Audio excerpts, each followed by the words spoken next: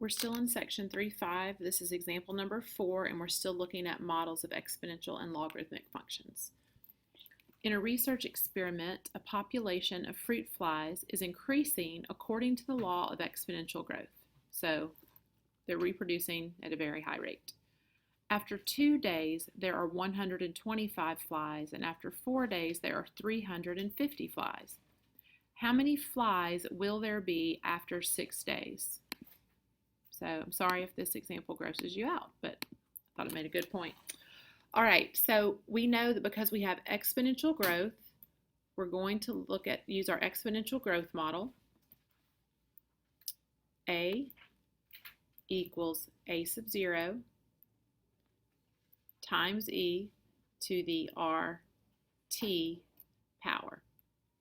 Now remember, we can also, and in some cases we don't use R for our rate, we use the variable K. So it either represents the same, but I just wanted to remind you that both R and K represent the rate of this case, since they're going to be positive, the rate of increase. Okay, so after 2 days, we have 125 flies. After 4 days, we have 350 flies.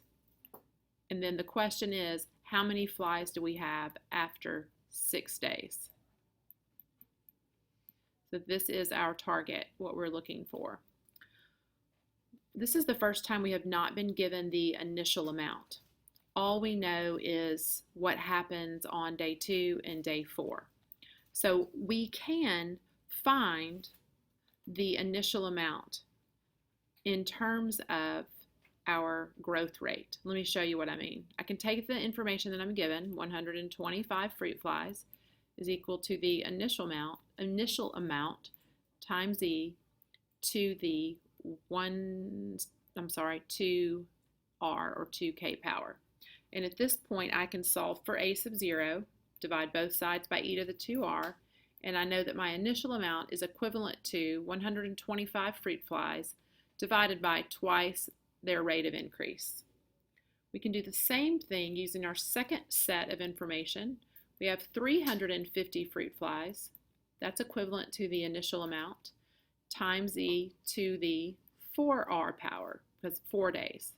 So we know that our initial amount on day 4 would be equivalent to 350 divided by e to the 4r power. Because we now have 2 equations and each equation is equivalent to a sub 0, we know that the initial amount will be equal to itself and does not change. So we can set these values equivalent to one another. Now remember, in the end, we're trying to find the amount of flies after 6 days. In order to find that, we have to know our rate of increase. So this equation, we would solve for R. So I'm going to go ahead and cross multiply.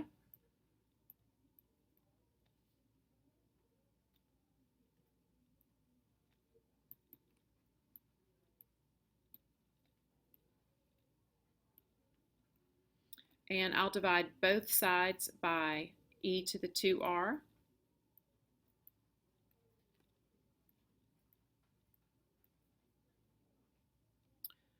Remember, when we divide like bases, we subtract the exponents. So e to the 4r divided by e to the 2r is still in the numerator. The denominator would cancel, and the numerator is e to the 2r equals 350, and I'll go ahead now and divide both sides by 125. At this point, we know we can't make e and 350 divided by 125 the same bases. So remember, in order to solve this equation, we can take the natural log of both sides of the equation.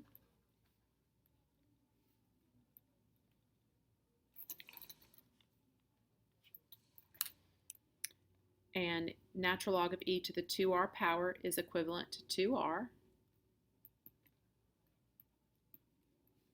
Notice I haven't used my calculator yet. I don't want to round early. And then if we divide both sides by 2, now we can get our rate of increase. So at this point, I will pick up my calculator and find that approximation for our rate of increase.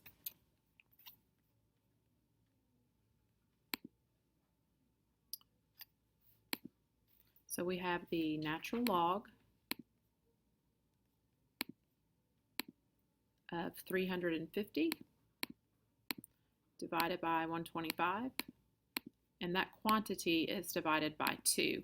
And so it will give me a decimal approximation. I'll follow my 2 with the decimal, and we have 0.51481. Please take this out to at least 3 decimal places. If you want to be a little more accurate, you can take it out to 4. I think 3 is probably plenty. So 0.515 is our R value or K value if you chose to use K in this. So finally, we know that our rate is 0.515. That's the rate at which it is growing. So now let's check to see if we have enough information to find A, the amount after 6 days.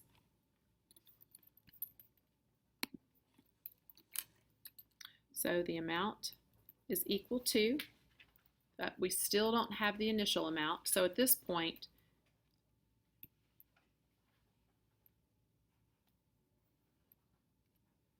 this is all we know. So now we have to go back and solve for the initial amount using one of our original equations. So we can go back to the first equation, and we can substitute our rate in the place of R, 0.515, and then that allows us to solve for the initial. In fact, we can come down to this step and replace R here with 0.515 and go ahead and solve for our initial amount. So let's do that. So for our initial amount, 125 divided by E to the 2 times, remember our rate is 0.515 power. So we can say that our initial amount was 44.6 fruit flies. Let's go ahead and round that to the nearest whole number. So 45 fruit flies. So finally, after 6 days,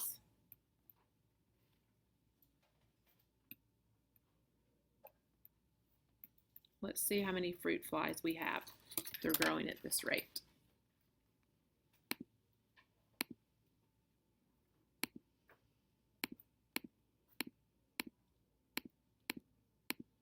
So we now have 988.9 or 989 fruit flies.